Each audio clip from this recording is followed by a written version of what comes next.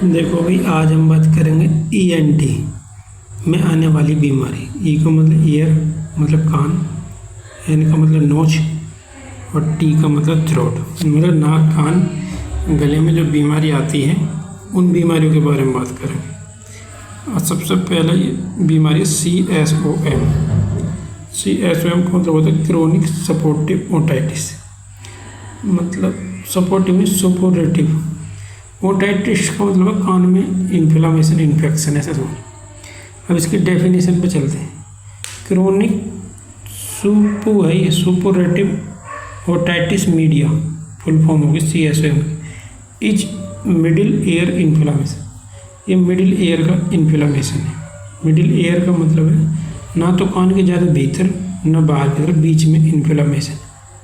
अगर बोलो of greater than 2 week that result in episode of discharge. ये कह रहा है कि 2 वीक से ज़्यादा तक अगर ये इन्फ्लामेशन रह जाएगा तो इसके रिजल्ट क्या होंगे, इसके परिणाम क्या होंगे, इन एपिसोड ऑफ डिस्चार्ज। एपिसोड में क्या हो जाएगा, डिस्चार्ज हो जाएगा कान से, मतलब कान बहने शुरू हो जाएंगे, पस टाइप का आने लगा कानों से। एपिसोड का मतलब है लगातार नहीं बहनेंगे, रुक रुक के बहेंगे, ठीक। फ्रॉम द ईयर, कान से। अब ईटियोलॉजी देखते हैं, इसकी ईटियोलॉजी क्या है। एडेनोइड हाइपरट्रोफी, आगे तरफ पथ या पाथ, जो भी बोलो, path of tissue that side at the back of nasal passage. ये कह रहा है एडेनोइड हाइपरट्रोफी। एडेनोइड हाइपरट्रोफी मतलब एडेनोइड का बड़ा हो जाना। अभी एडेनोइड क्या है, पथ, रास्ता है, ऑफ टिश्यू, ऊतकों का, दैट साइड, जो कहाँ पे है, किस साइड पे है, एट द बैक, पीछे किसके, नेजल पैसेज के, मतलब जो नाक का रास्ता है इसके पीछे कुछ टिश्यू हैं, उन टिश्यू को एक कोई रास्ता समझ लो, उसको क्या बोलते हैं, एडेनोइड। वो क्या हो जाएगा, हाइपरट्रोफी हो जाएगी उसमें, मतलब उसका साइज बड़ा हो जाएगा। आगे बोलना है, शुरू में ये होगी सबसे पहले, ओटाइटिस से होने से पहले। उसके बाद क्या होगा,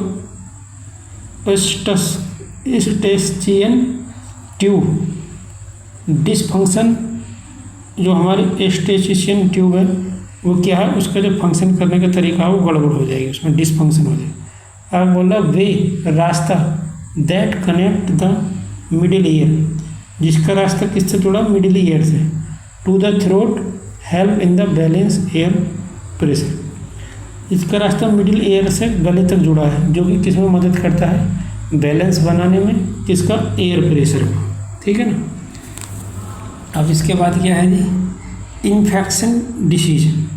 उसके बाद इन्फेक्शियस डिसीज होगी, रेस्पिरेटरी ट्रैक्ट इन्फेक्शन हो सकता है, ये इन्फेक्शन होगा, एलर्जी होगी।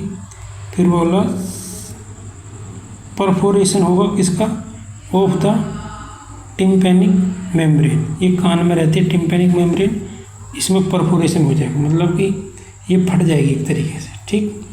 जब ये फट जाएगी फिर क्या, पस आना शुरू हो जाएगा, एपिसोड में या बिना एपिसोड के, ठीक। क्लिनिकल मैनिफेस्टेशन में क्या है जी, इसमें है जी हेयरिंग लॉस, डीफनेस, मतलब तुम बहरे हो जाओगे, सुन नहीं पाओगे। एयर ड्रेनेज, कान से जो है पस आने लगेगा, ये कह रही है। ये कान सूख सकते हैं अंदर से, ये भी हो सकता है, ठीक। परसिस्टेंट डीप ईयर पेन, लगातार डीप ईयर पेन, कान के अंदर भीतर दर्द महसूस होगा। बुखार आएगा।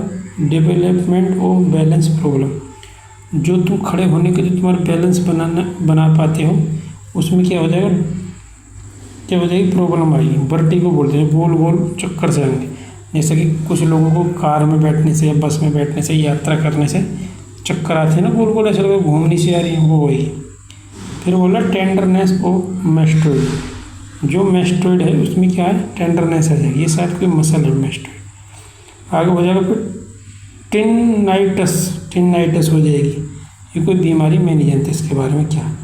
इरिटेबिलिटी इन हेयर, कान में क्या है, इरिटेबिलिटी हो जाएगी। इरिटेबिलिटी का मतलब या तो खुजली वगैरह हो सकता है, खुजली सी हो सकती है कान के अंदर, या सुनने की जो क्षमता है वो इरिटेबिलिटी हो जाएगी, मतलब वो तालमेल तुम्हारा बन नहीं पाएगा, तुम सुन भी सकते हो सही से, नहीं भी सुन सकते। पेन में भी एक्सटेंड, पेन जो बढ़ सकता है, फैल सकता है टू हेड, सिर तक, और फ्रंटल बोन, जो हमारे हेड की जो फ्रंटल बोन है वहाँ तक भी क्या है दर्द पहुँच सकता है। मेडिकल मैनेजमेंट में देखें तो क्या है इसको, इसमें ईटियोलॉजी हो गई, सिम्टम्स हो गए, मेडिकल मैनेजमेंट हो गई। इसमें डायग्नोसिस नहीं दे रहा कि यार, चलो कोई नहीं। इसमें कौन कौन सी दवाई चलेगी, एंटीबायोटिक चलेंगी for bacterial infection, amino glycoside चलेंगे, में आल्सो यूज, मतलब कि अमीनो ग्लाइकोसाइड की यूज हो सकते हैं। Topical anti microbial drop, topical मतलब कान में डालने वाली ड्रॉप चलेगी, anti microbial drop is the first step, ये सबसे पहला स्टेप है किसमें, इन कंट्रोलिंग ग्रेनुलेशन, जो ग्रेनुलेशन ना होगी उसको नियंत्रण करने के लिए सबसे पहला स्टेप है एयर ड्रॉप। एंटीपायरेटिक बुखार की दवाई चलेंगी, एंटी एनाल्जेसिक दर्द में काम करने वाली दवाई चलेंगी। सर्जिकल मैनेजमेंट में देखें मतलब ऑपरेशन में क्या क्या कर सकते हैं, तो सबसे पहले इसकी myringoplasty, repair of a hole of tympanic membrane, जो टिम्पेनिक मेम्ब्रेन में होल छेद हुआ था उसको रिपेयर कर दें, by placing a graft of tissue और जेल इंटू होल, मतलब कि जहाँ पे छेद है वहाँ पे क्या है एक टिश्यू ग्राफ्ट कर देंगे, मतलब कोई टिश्यू वगैरह काट के वहाँ लगा देंगे या जेल उसमें भर देंगे ताकि छेद बंद हो जाए। आगे है मेरिंजोटोमी, ये तो होगी मेरिंजोप्लास्टी, ये होगी myringotomy. A small incision is made in the eardrum to allow fluid to drain, इसमें एक जो है छोटा सा कट लगाएंगे, इंसिजन का मतलब कट लगाना या चीरा लगाना, is made in the air drum, जो कहाँ पर लगेगा, एयर ड्रम में लगेगा, टू अलाउ, जो क्या अलाउ करेगा, जो पस वगैरह भर गया, फ्लूइड भर गया उसको क्या निकालने में कट जो है मदद करेगा। आ गया टिम्पेनोप्लास्टी, टिम्पेनोप्लास्टी में क्या, repair the perforated air drum, जिस एयर ड्रम में छेद हो जाता है ये तो उसको क्या बंद करते हैं। यहाँ तो एयर ड्रम में जानबूझ की ज़रूरत पड़ती है तो इसलिए इंसिजन लगाते हैं, कभी कभी जो है एयर ड्रम अपने आप परफोरेट कर जाता है, परफोरेट मतलब उसमें छेद खुल जाता है, लीकेज हो जाता है, तो जिसे कहते हैं आंत भ्रष्ट हो गई ऐसा समझ लो, ऐसे एयर ड्रम भ्रष्ट हो जाता है तो उसको रिपेयर करते हैं। ठीक, अब आ जाओ नर्सिंग मैनेजमेंट में, अगर कोई नर्सिंग वाले स्टूडेंट है तो उनके लिए ये जो हेडिंग है ये ज़रूरी है, ये पढ़नी चाहिए।